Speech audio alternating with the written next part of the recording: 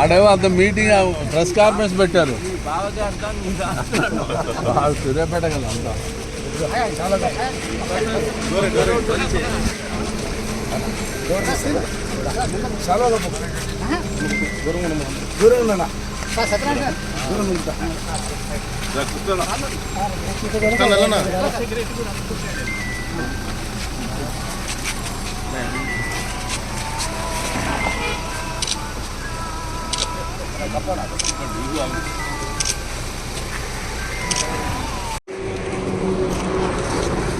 లో నూతన ప్రభుత్వం ఏర్పడిన తర్వాత రాష్ట్ర వ్యాప్తంగా జర్నలిస్టుల్లో ఒక విశ్వాసమా, గత ప్రభుత్వము అమలు చేయలేకపోయిన అంశాల మీద ఈ ప్రభుత్వము అమలు చేస్తుందన్న భావన, వారు చేసిన ప్రకటనల మీద విశ్వాసంతో రాష్ట్ర వ్యాప్తంగా జర్నలిస్టులు ఉన్నారు. అందులో ప్రధానంగా ఇళ్ల స్థలాలు, ఇంటి సమస్య ప్రధానమైంది. రెండవది హెల్త్కు సంబంధించి, ఆరోగ్యానికి సంబంధించిన గత ప్రభుత్వం ఇచ్చినటువంటి కార్డులు అమలులోకి సక్రమంగా రావటం లేదు. ఈ రెండు అంశాలు ఈ ప్రభుత్వం మేము తప్పనిసరిగా ఈ రాష్ట్రంలోని జర్నలిస్టుల సంక్షేమానికి సంబంధించిన చర్యలన్నీ చేపడతామని చెప్పి ఆ బాధ్యత తెలంగాణ మీడియా అకాడమీ చైర్మన్, అలాగే మంత్రి, రెవెన్యూ మంత్రి, సమాచార శాఖ మంత్రి అయినటువంటి పొంగులేటి శ్రీనివాసరెడ్డి గారు మీరు కూర్చొని చర్చించి ఏ పరిష్కారం ఇచ్చినా దాని మీద నేను సంతకం చేయడానికి సిద్ధంగా ఉన్నానని ముఖ్యమంత్రి రేవంత్ రెడ్డి గారు పలు పర్యాయాలు ప్రకటించారు. అందువల్ల ఆ విశ్వాసం చాలా పెరిగింది.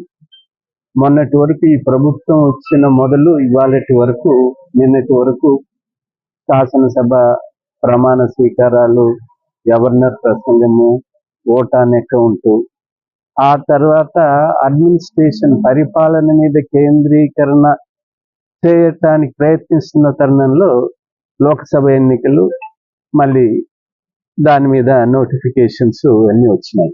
ఇప్పుడు అవన్నీ అయిపోయినాయి కాబట్టి ప్రభుత్వం దీని మీద కేంద్రీకరణ చేస్తుంది. నేను నిన్న మన శాఖ మంత్రి, రెవెన్యూ శాఖ మంత్రి, గృహ నిర్మాణ శాఖ మంత్రి అయిన పొంగులేటి శ్రీనివాసరెడ్డి గారితో ఒక సమావేశం నిర్వహించాం. ఒక సానుకూలమైనటువంటి చర్యల ప్రయత్నాలు జరుగుతున్నాయి. అతి త్వరలోనే ఒక విధానాన్ని రూపకల్పన చేయటం జరుగుతుంది. ఇక రెండవది అక్రిడేషన్స్ కి సంబంధించి అందరికీ ఈ రాష్ట్రంలో, దేశంలో ఎక్కడ లేనంత సంఖ్యలో 24,000 మంది అక్రిడేటెడ్ కరెస్పాండెంట్స్ ఉన్నారు.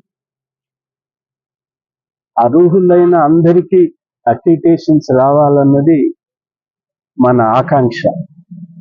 కానీ ఇవి మిస్యూజ్ అవుతున్నాయి, స్క్రీన్ లైన్ చేయాల్సిన అవసరం ఉందన్న భావన నేను ఒక నెల రోజుల క్రితము అన్ని జర్నలిస్టు సంఘాలతో, నేతలతో కూర్చొని మాట్లాడినప్పుడు అందరూ భావించారు, అనర్హులకు కొంతమందికి వెళ్ళిన ప్రతిష్ట, జర్నలిజం ప్రతిష్ట, విలేకరుల ప్రతిష్ట దిగజారిపోతుంది అన్న భావన ఏర్పడింది. దాంతోపాటు బ్లాక్మెయిల్, మనం రంగారెడ్డి జిల్లాలో నెల రోజుల కింద ఒక వార్త చదివాం. కుటుంబం మొత్తం ఆత్మహత్య చేసుకుంది. కారణం అంటే చెప్పారు విలేకరుల, ఈ ఘటనలు మనని, మన వ్యక్తిత్వాన్ని, మన ప్రొఫెషన్ ని చాలా అపహాస్యం పాలు చేస్తున్నాయి. ప్రజల ముందు మన విలువ తగ్గిపోతుంది. దీన్ని సీరియస్ గా తీసుకోవాలా, చర్చించాలా అని చెప్పారు. అర్హులైన అందరికీ వచ్చేటట్టు, తర్వాత ఇలాంటి అపశృతులు, ఇలాంటి అర్హత లేని వారికి వచ్చే దాన్ని కొద్దిగా కంట్రోల్ చేయాల్సిన పరిస్థితి ఉంది. దీని మీద అందుకనే ఈ అక్రిడేషన్స్ ఈ నెల ఆఖరికి పూర్తవుతాయి అనుకుంటాను. దీన్ని ఒక 3 మాసాలు పొడిగించి ఈ స్క్రీన్ లైన్ చేద్దామని భావిస్తున్నాం. అనర్హత ఉన్న వారికి తప్ప అర్హత ఉన్న వాళ్ళందరికీ ఖచ్చితంగా అక్రిడేషన్స్ ఇవ్వాల్సింది. అది మన లక్ష్యం కూడా మనం గతంలో కూడా పోరాడడం, యూనియన్ తరఫున కూడా పోరాడడం. ఈ 3 అంశాల మీద త్వరలో సానుకూలమైనటువంటి చర్యలు ప్రారంభమవుతాయి నేను విశ్వసిస్తున్నాను.